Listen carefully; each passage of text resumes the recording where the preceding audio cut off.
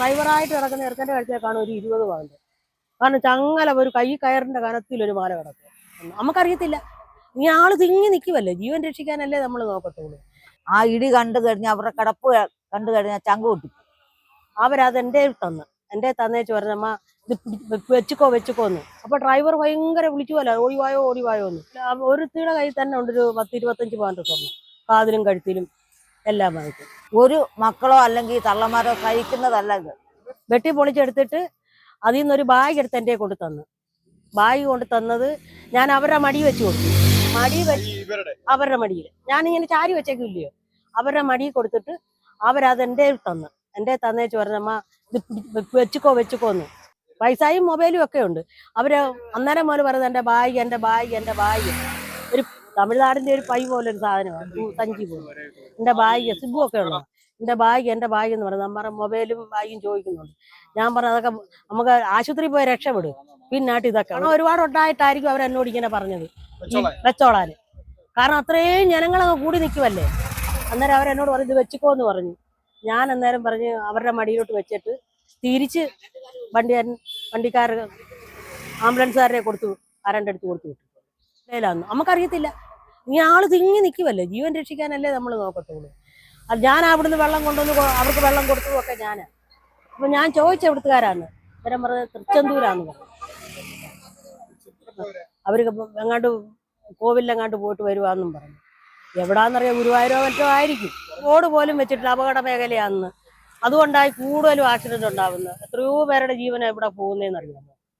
കണ്ട് ആ വളവിനുണ്ട് അവിടെ ഈ വളവില്ലേ, ആ വളവിന് മിക്ക ദിവസവും ഈ കഴിഞ്ഞ ആഴ്ചയിലും അപകടം നടന്നു. നടന്നു അവിടെ ഇതിനേക്കാളും കൂടുതൽ നടക്കുന്ന അവിടെ. നല്ല കാശ് ടീമാ അവര്. എല്ലാവരുടെയും കയ്യിൽ ഒരുത്തിയുടെ കയ്യിൽ തന്നെ ഉണ്ട് ഒരു 10-25 പവൻ്റെ സ്വർണ്ണം, കാതിലും കഴുത്തിലും എല്ലാം വാങ്ങിക്കും. ആ ചെറുക്കൻ്റെ കഴുത്തിൽ, ഡ്രൈവറായിട്ട് കിടക്കുന്ന ചെറുക്കൻ്റെ കഴുത്തിൽ കാണും ഒരു 20 പവൻ്റെ. കാരണം ചങ്ങല ഒരു കൈ കയറിൻ്റെ കനത്തിൽ ഒരു മാല കിടക്കുക. എല്ലാം നല്ല കാശ് ടീമും അവര്. മറ്റേ ഈ ബാഗ് അല്ല, പിന്നെയും കിട്ടിയിട്ടുണ്ട്. അതിനകത്ത് നിന്ന് ബാഗും മൊബൈലും ഒക്കെ പിന്നെയും കിട്ടിയിട്ടുണ്ട്. അതാര് കൊണ്ടുപോയെന്ന് അറിയത്തില്ല. നമ്മൾ പിന്നെ അങ്ങോട്ട് പോയില്ലേ. ഇവരെ എല്ലാ ആശുപത്രി കൊണ്ടുപോയി നമുക്ക് അങ്ങോട്ട് പോകേണ്ട, കാണുങ്ങളും പോലീസും ഒക്കെ കൂടിയിരിക്കുമല്ലേ, പിന്നെ അങ്ങോട്ട് പോകേണ്ട കാര്യമില്ലല്ലോ. എൻ്റെ ജീവിതത്തിൽ ആദ്യമായിട്ടാണ് ഇതുപോലൊരു ആക്സിഡന്റ് കാണുന്നത്. ആ ഇടി കണ്ടു കഴിഞ്ഞാൽ അവരുടെ കിടപ്പ് കണ്ടു കഴിഞ്ഞാൽ ചങ്ക് പൊട്ടി. ഒരു മക്കളോ അല്ലെങ്കിൽ തള്ളമാരോ കഴിക്കുന്നതല്ല ഇത്. ഈ അധികൃതര് ഇതിന് വേണ്ടുന്ന ഒരു സിഗ്നലാണ് ഇങ്ങനെയുള്ളടത്ത് കൊടുക്കേണ്ടത്. അടൂരോട്ട് പോകുന്നതിന്റെ അങ്ങോട്ടും ഇത് തന്നെയാണ് അവസ്ഥ. ഭയങ്കര അപകടമുള്ള സ്ഥലമാണ്. അപ്പം സർക്കാർ കാണിക്കേണ്ടത് ഇതിന് മേലിൽ നടക്കാതിരിക്കാനുള്ള എന്തെങ്കിലും സിഗ്നലാണ് വെക്കേണ്ടത്. അത് വണ്ടി പടിഞ്ഞാറുന്ന് വരുമായിരുന്നു. പടിഞ്ഞാറുന്ന് നേരെ ഈ ഒട്ടയ്ക്ക് ഉറങ്ങിപ്പോയതാ പുള്ളി. കാറിൻ്റെ ഉറങ്ങി വന്ന് നേരെ ആ വണ്ടിയെ പോയി ഇടിക്കുമായിരുന്നു. ഇടിച്ചങ്ങ് കടകം തിരിഞ്ഞ് പോസ്റ്റെ പോയി മുട്ടി പോയി നിന്ന്. ഒരാൾ അന്നേരം സ്പോട്ടിൽ തന്നെ തീർന്നു. ഒരു ലേഡി. 4 പേര്, 2 ആണും 2 പെണ്ണുമായിരുന്നു. എടുക്കാൻ ഭയങ്കര പാടായിരുന്നു. വെട്ടിപ്പൊളിച്ചൊക്കെ എടുത്തത്. കണ്ടാൽ സഹിക്കത്തില്ലായിരുന്നു. അതൊരു ഇതായിരുന്നു. 4 പേര്, 2 ലേഡിയും 2 പുരുഷന്മാരുമായിരുന്നു. വളവാ പ്രശ്നം. ഇതിപ്പം 2-3 വട്ടമായി ഇവിടെ ഈ അപകടം.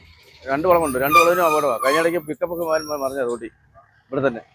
ഈ കാർ കിഴക്കോട്ട് പോവായിരുന്നു. ലോറി അവര് തമിഴ്നാടിന് ഉള്ളവരാ. ലോറി കിഴക്കൂന്ന് പടിഞ്ഞാറോട്ടും വരുന്നത് അടൂർക്ക് പോവാന്. ഈ കാർ ചെന്ന് ഈ വളവിന് വെച്ച് അവരിനി ഓവർടേക്ക് ചെയ്ത് പോയാന്നോ ഇല്ലയോ നമുക്കറിയത്തില്ല. വളവ് വീശിയെടുത്താന്നോ എന്ന്. എന്നിട്ട് ആ ലോറിയെ ചെന്നിടിച്ചിട്ട് തിരിച്ചു വന്ന് പോസ്റ്റ് ചെയ്തിടിച്ചു. ഞങ്ങളിവിടെ ഉണ്ട്. സൗണ്ട് കേട്ട് ഞാനിവിടെ ഇങ്ങനെ കടുങ്കാപ്പി ഇടാനൊക്കെ കൊണ്ട് തുടങ്ങിയതാണ്. അന്നേരം ഈ കടുങ്കാപ്പിക്കകത്ത് കാപ്പിപ്പൊടി ഇട്ട് വെള്ളം ഒഴിച്ച് വെച്ചതേ ഉള്ളൂ. അന്നേരം സംഭവം 2 പേരും കൂടെ നിൽപ്പുണ്ട്. അന്നേരം അവരും കൂടെ 2 ആൺപിള്ളേരുണ്ടായിരുന്നു. ഞങ്ങളെല്ലാം കൂടെ ഓടി. ആദ്യം അപ്പുറത്തെ വീട്ടിലെ പിള്ളേരും ഇവിടെ എല്ലാവരും ഓടി വന്നു. ഭയങ്കര സൗണ്ടായിരുന്നു. കാരണം ഈ വണ്ടിയിൽ ഇടിച്ചിട്ട് തിരിച്ചു വന്ന കാറയിൽ ഇടിക്കുമായിരുന്നു. ഇല്ല, ഞങ്ങൾ സൗണ്ട് കേട്ട് ഇങ്ങനെ നോക്കുമ്പോഴാണ് സംഭവം. അപ്പോഴത്തേനും ഞങ്ങളെല്ലാം കൂടെ ഓടിപ്പോയി. അപ്പുറത്തുനിന്നെല്ലാം ഓടി വന്നു എല്ലാം. അപ്പൊ ഡ്രൈവർ ഭയങ്കര വിളിച്ചുപോലെ ഓടിവായോ എന്ന്. ഡ്രൈവർ എൻ്റെ സീറ്റിലില്ല, അങ്ങ് ഇതായി. ഇവിടെ ഒന്നും ഇല്ല. ആമ്പറുന്നാനുണ്ടായിരുന്നു. അയാൾക്കാണ് നമ്മൾ അന്നേരം എടുത്തപ്പോഴേ ബോധമൊന്നും ഇല്ലാതെ കണ്ണടച്ചു കിടക്കും.